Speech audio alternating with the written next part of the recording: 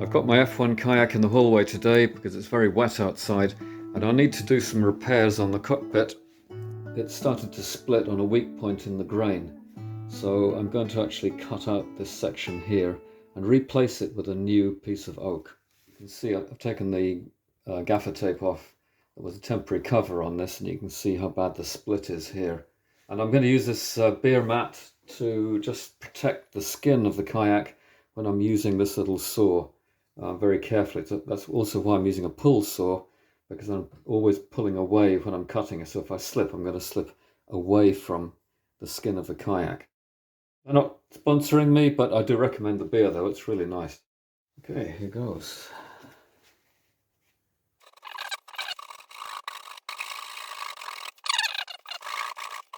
If I didn't have this protection here, the corner of the saw would have punctured the skin already. I'm really quite careful about that, and even this isn't really the best protection.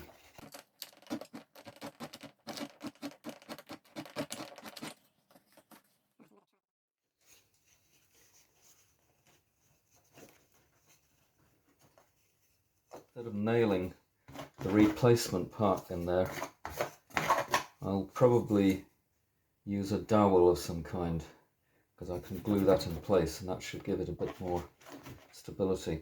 But what I'll do here is just clean this up carefully.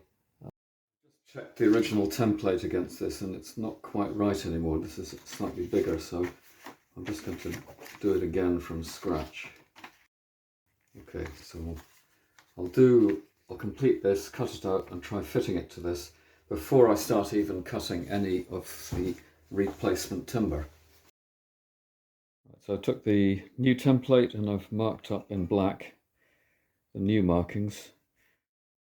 I want to make some saw cuts down to here and chisel and then use the spoke shave to carve out this inner curve, because that's the most important one. That's where I want the closest fit to the edge of the cockpit itself.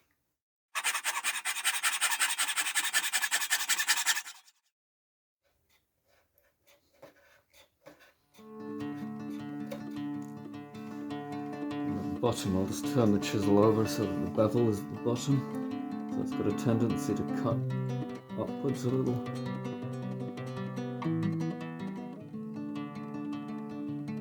One thing I've got to help me at the moment is a strap around the upper part of the legs of the little bench, and that goes back around my rear leg, and that's just to help hold the bench in place a bit as I'm pushing away from me. Reduces the chance of me having to keep chasing the bench around the room. And I'll show you more of that in another video, because I use it a lot when I'm planing.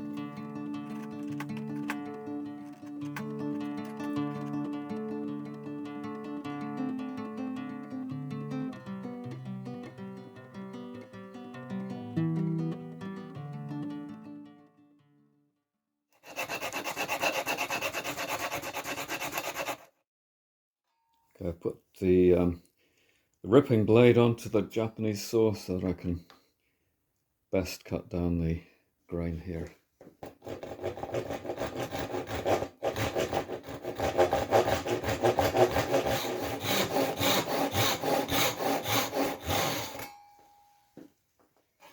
Back to the cross-cut blade.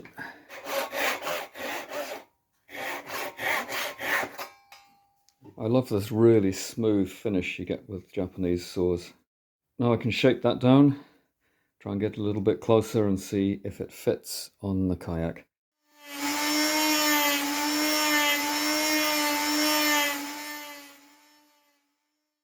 This is as far as I've got today, and I've got to get ready for work tomorrow. So part 2, I'll carry on shaping this and get it a more exact fit. And then I've also got to cut the profile, which I've marked on the wood just there, so that it matches the rest of the cockpit rim.